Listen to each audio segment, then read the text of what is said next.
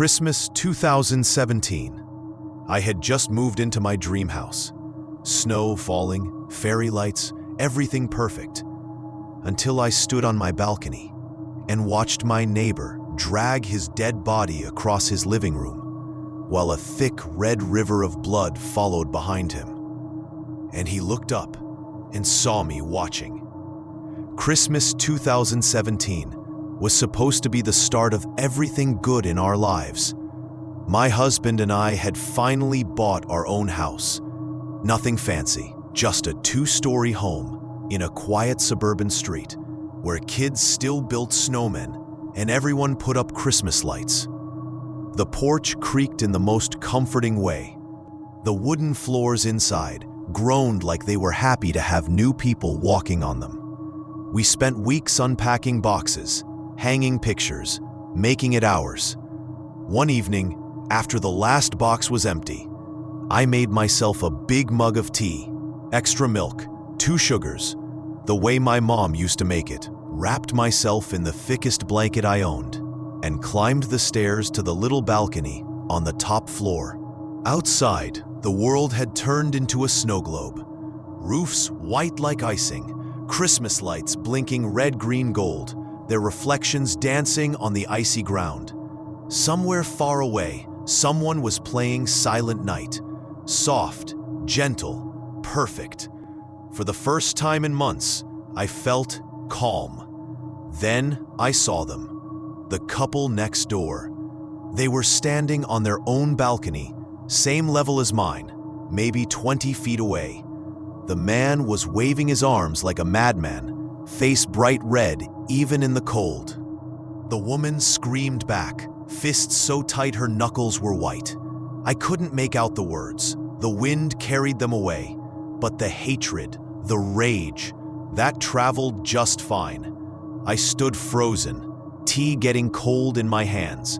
Finally, I forced myself to go back inside. It's not my business, I kept repeating. But that picture stayed burned behind my eyes.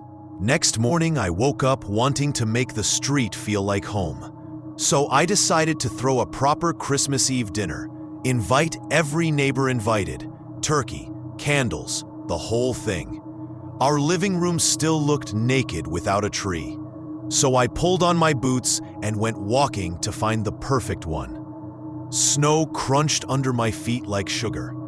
Every house had wreaths, reindeer, glowing Santas.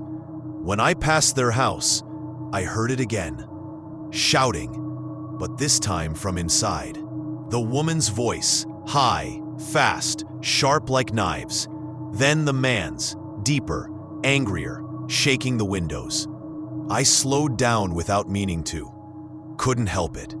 Something inside me needed to listen, even though I understood nothing. A cold that had nothing to do with snow crawled down my back.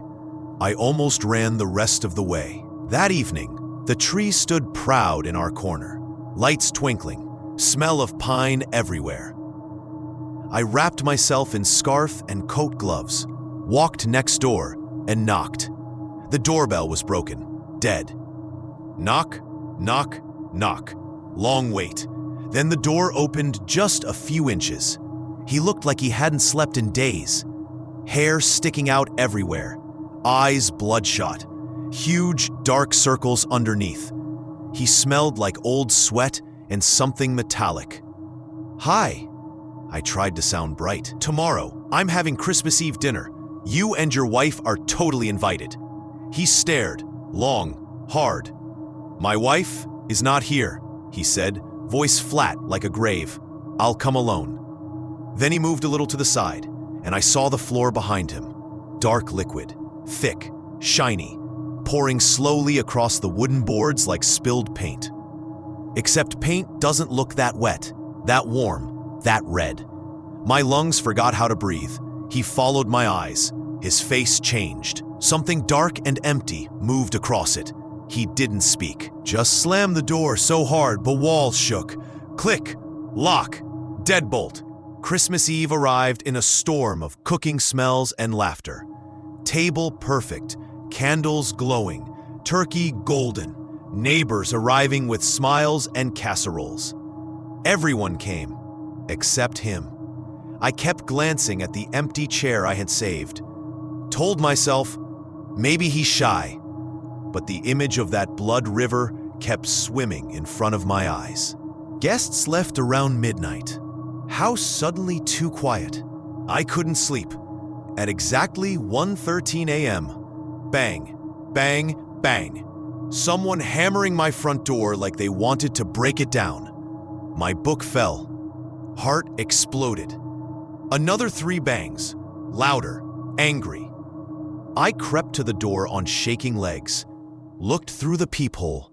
Him, breath coming out in white clouds, gun in his hand, pointed straight at my door. Eyes wide, crazy, locked on the peephole like he could see me. I backed away, grabbed my phone with wet fingers, dialed 911, whispered every word like it might be my last. He never moved, just stood there, waiting, like he had all the time in the world. Police sirens finally screamed up the street. They surrounded him, took the gun, cuffed him. As they dragged him past my window, he twisted his head and screamed, "You killed my wife. I'm coming back for you." They put me in the back of a different car, questioned me for 7 hours straight. I cried until I had no tears left. Finally, after fingerprints, timelines, phone records, they let me go. One officer came out of the neighbor's house later. Face white, eyes sick. He told me quietly, "She's upstairs, hanging from the bedroom ceiling. Head crushed. Been dead at least 4 days. The blood on the floor, same blood." He had murdered her the night I first saw them fighting on the balcony. Kept her hanging there while he slept downstairs. And for some broken reason, he decided I was the one who did it. He never came home again.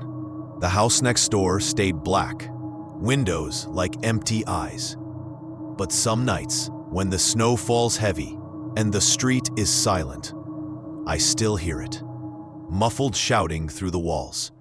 Her voice, his voice, arguing forever. And sometimes, when I'm brave enough to look, there's a faint light upstairs, flickering, and a shadow, standing right at the window, perfectly still, watching my house. I moved away 2 years ago, but every Christmas Eve, no matter where I am, at exactly 1:13 a.m., my phone rings once. No caller ID. I never answer, because I know whose voice will be on the other end. Pause, whisper, and I know one day he'll stop calling and he'll just come knocking again. If you felt that chill down your spine, do not leave without hitting like and subscribe, because the next story I tell might be the one that keeps you alive this Christmas. Sleep tight, if you can.